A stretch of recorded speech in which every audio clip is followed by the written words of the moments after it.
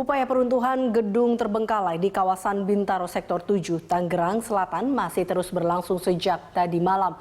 Kita akan bergabung dengan reporter Faizin Adi dan juru kamera Nova Maulana serta pilot drone Jen Anwar yang sudah berada di sana saat ini. Ya, Faizin, apa kendala yang terjadi dalam proses peruntuhan gedung terbengkalai di Bintaro saat ini? Ya Elisa, tidak ada kendala. Sebenarnya tadi menurut pelaksana dari proyek peruntuhan gedung ini tidak ada kendala khusus dari pengerjaan peruntuhan gedung 2 ini.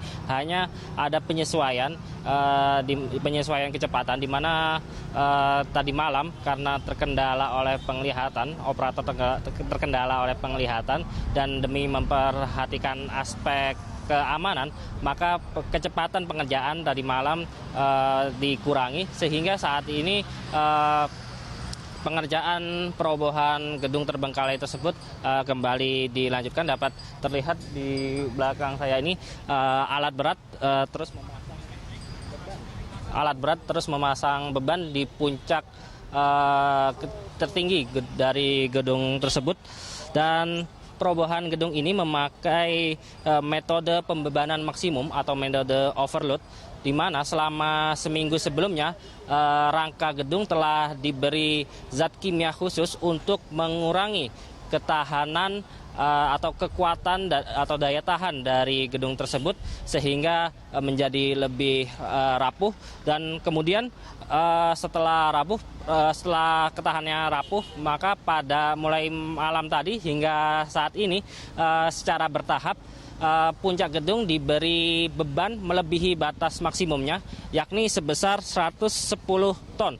Pembebanan ini dilakukan secara bertahap menggunakan alat berat.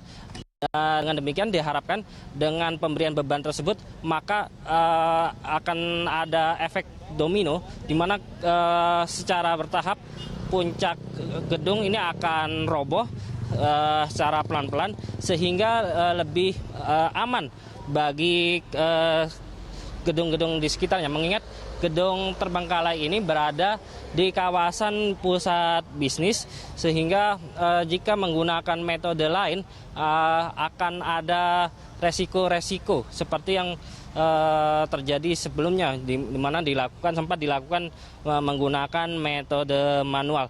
Dan metode perobohan gedung dengan menggunakan metode overload ini adalah yang pertama kali di Indonesia. Dan sebelumnya sempat ada wacana menggunakan metode dinamit, tetapi selain karena aspek keselamatan juga belum ada tenaga ahli yang memiliki sertifikasi di bidang perobohan gedung dengan menggunakan metode dinamit. Dan untuk perobohan hari ini estimasi dari kontraktor memakan waktu 6 jam. Namun jika turun hujan maka pekerjaan akan ditunda dan dilanjutkan keesokan harinya. Dan dari kontraktor ini memiliki waktu pengerjaan selama 90 hari sejak pertama kali penandatanganan kontrak sekitar seminggu yang lalu. Tetapi dari pihak pelaksana sendiri optimistis bahwa perobohan gedung ini akan selesai dalam waktu hanya 1,5 bulan, termasuk pembersihan puing-puing gedung setelah dilakukan peruntuhan. Ya, Eliza. Iya, Faizin, kalau kita ingat sebelumnya memang gedung ini sempat diruntuhkan secara manual dan bahkan ada juga insiden yang terjadi pada awal Juni lalu. Lalu apa upaya pemerintah setempat terkait hal ini agar kasus ini tidak terulang lagi? Ya, tadi pada pagi hari tadi sempat ada Wali Kota Tangerang Selatan Airin Rahmidiani yang melakukan kunjungan dan dia menyatakan bahwa berkaca dari kejadian pada awal Juni lalu, maka pihaknya akan meningkatkan pengawasan terhadap pembangunan dan peruntuhan gedung-gedung yang ada di wilayah Tangerang Selatan. Dan berikut kutipan pernyataan dari Wali Kota Tangerang Selatan Airin Rahmidiani.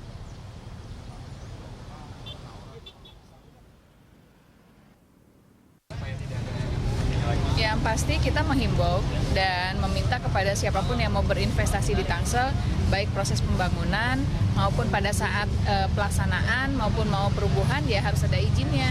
Ini kan sebagai contoh.